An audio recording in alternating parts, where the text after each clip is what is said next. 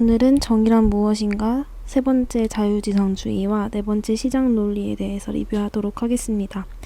첫 번째로 세 번째 자유지상주의, 우리는 우리 자신을 소유하는가의 핵심 내용을 먼저 말씀드리자면, 첫 번째로 여기에서의 핵심 내용은 자기 소유라는 개념입니다. 우리는 자기 자신을 소유하고 있기 때문에 내가 자유롭게 내 선택을 할 수 있고 그에 따른 책임을 지는 존재다라는 어떤 기본적인 전제로부터 우리는 우리가 한 행동으로부터 소유권을 갖는다는 자유지상주의가 도출되게 됩니다.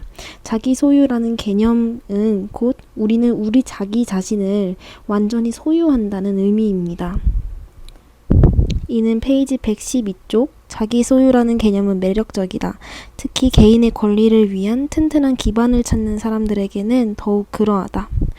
개인의 권리를 주장하고 국가로부터 침해받지 않을 권리를 주장하는 데 있어서 가장 핵심이 되는 근본적인 원리는 자기 소유라는 개념으로 설명이 된다라는 내용입니다. 그래서 자유지상주의자들의 대표적인 학자라고 할 수 있는 노직은 개인은 자유롭게 자기 자신을 소유한 결과로서 노동의 결과로서 어떤 결실을 가질 권리가 있고 그 권리를 국가가 침해할 수 없다고 주장합니다. 페이지 103쪽에 오직 계약의 이행을 강제하고 사람들을 폭력과 절도와 사기로부터 보호하는 제한적인 기능만 수행하는 최소 국가만 정당화될 수 있다. 이보다 조금 더 많은 일을 한다면 강요받지 않을 개인의 권리를 침해할 수밖에 없으며 그런 국가는 올바르지 않다라고 하면서 개인은 자기를 소유하기 때문에 그것을 침해할 우려가 있는 국가의 행동은 올바르지 않다라고 하였기 때문에 우리가 어떤 자유로운 노동의 결과로서 얻은 어떤 결실에 대해서 빼앗을 수 없다라고 하였습니다.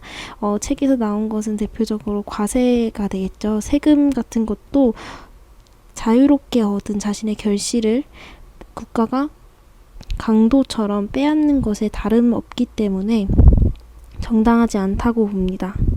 노직에 따르면 우리가 어떤 물건을 소유한다라는 것은 대부분 정당한데 그것이 도적질을 하거나 누구로부터 불공정하게 빼앗은 것이 아니라면 그것을 모두 소유할 수 있다고 합니다.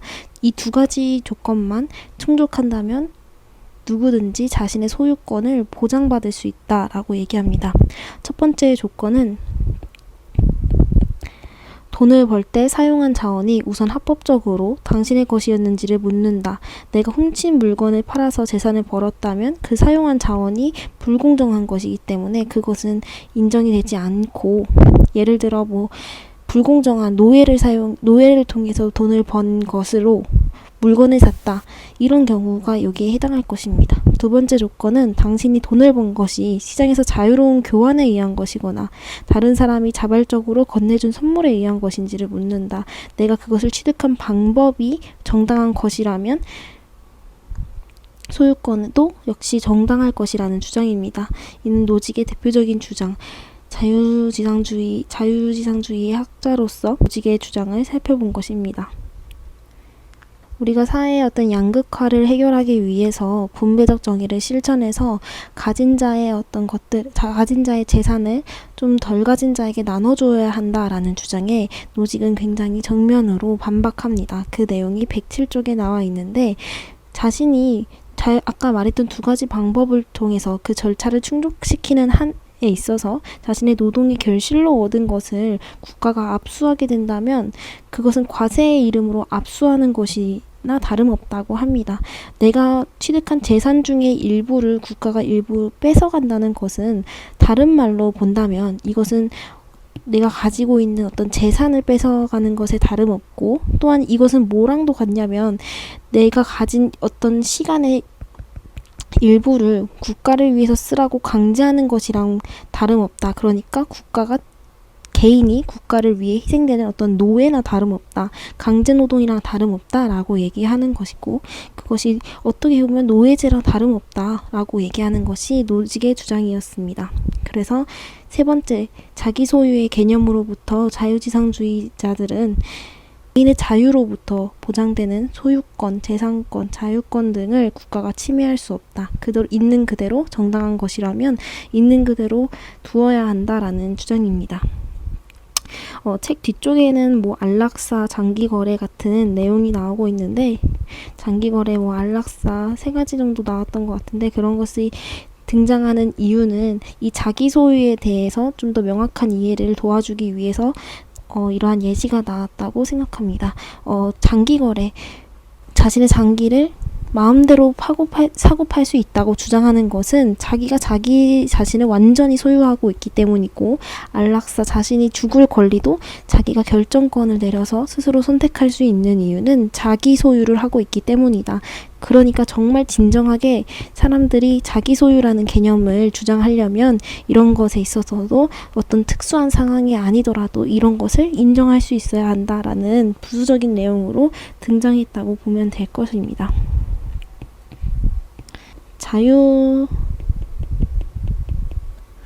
자유주의자가 한 가지 대답하기 힘들어하는 그런 내용이 행운에 대한 물음입니다.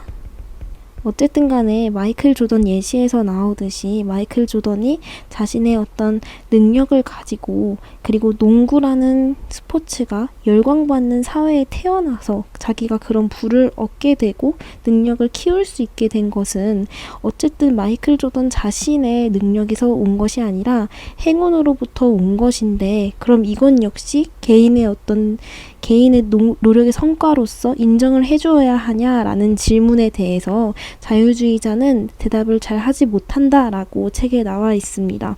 그런데 그 부분을 잘 읽어보니까 이 책의 저자는 자유주의자는 행운 역시 자기 소유의 일환으로 얻을 수 있는 행운 역시 개인의 그 사람의 소유로 보아야 한다라고 대답하는 것 같습니다. 페이지 112쪽에 조던이 자기 재능을 엄마의 얻은 이득을 가질 자격이 없다면 그의 재능은 그의 소유가 아니라는 뜻이다.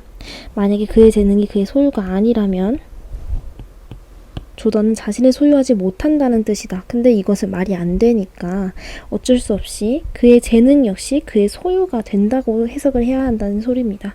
하지만 조던이 자신의 소유가 아니라면 누구의 소유란 말인가? 라고 하였으니까 조던은 자신을 소유하고 있고, 그렇기 때문에 그의 재능 역시 그의 소유다. 그의 재능이 그의 소유라는 말은 조던이 가지고 있는 어떤 행운 역시 조던의 소유다 라고 보는 그런 대답인 것 같습니다. 하지만 행운이라는 것은 자신의 우연적인 상황으로부터 얻은 것인데 그건 역시 소유라고 보는 것이 굉장히 좀 비약이 있다고 느껴지기 때문에 이 책의 저자는 자유주의자는 행운에 대한 물음만큼은 정면으로 반박을 하지 못한다라고 평가를 하고 있는 것 같습니다.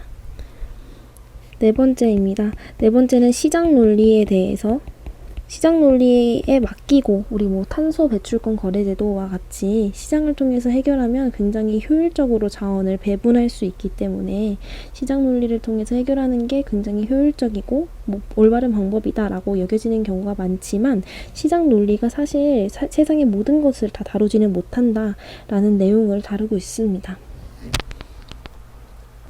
이 4번째 챕터에서 가장 핵심이 되는 큰 주제를 한 문장으로 표현한다면, 시장은 겉보기처럼 항상 자유로운 것이 아니다라는 말로 한마디로 요약을 할 수 있겠고, 그 논리를 뒷받침하는 말 첫 번째는 자유시장에서 하는 우리의 선택이 항상 자유로운 것은 아니다. 자유시장이라고 하지만 우리의 선택이 항상 자유롭다고 볼 수 없다.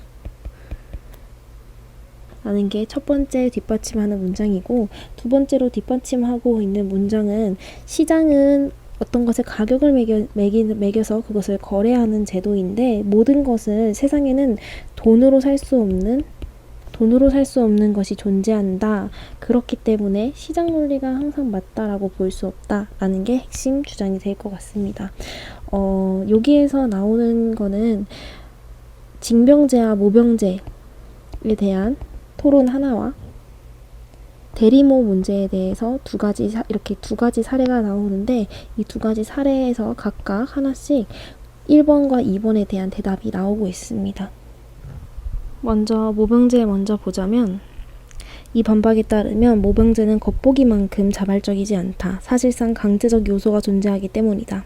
사회에서 더 나은 대안을 택할 수 없어서 입대를 결정한 사람은 경제적 어려움 때문에 징집되는 셈이다. 그렇기 때문에 자발적이라고 볼 수 없고, 여기서 가장 주목할 만한 말은 단지 강제하는 형태가 다를 뿐이다 라고 되어 있습니다. 모병제라는 것은 돈으로 선택할 수 있다라는, 어떻게 보면 겉으로 보기에는 자발적으로 보이지만 사실상 경제적 어려움을 가지고 있기 때문에 강제하는 형태만 다를 뿐, 모병제 역시 강제하는 형태를 띠고 있다. 그러니까 자유롭지 않다라는 주장이고요. 모병제에서 돈으로 살 수 없는 것에 대한 반박이 나오는 이유는 배심원에 대한 유비를 통해서 알 수 있습니다. 우리가 배심원을 고용하지 않고 징벌하는 이유는 법정에서 정의를 행하는 모든 시민이 함께 나눠야 할 책임으로 보기 때문이다. 배심원을 통해서 시민이 사법 절차에 참여하도록 하는 그런 과정은 시민 모두가 함께 나눠야 할 책임인데, 이것은 돈으로 환원할 수 없는 가치다.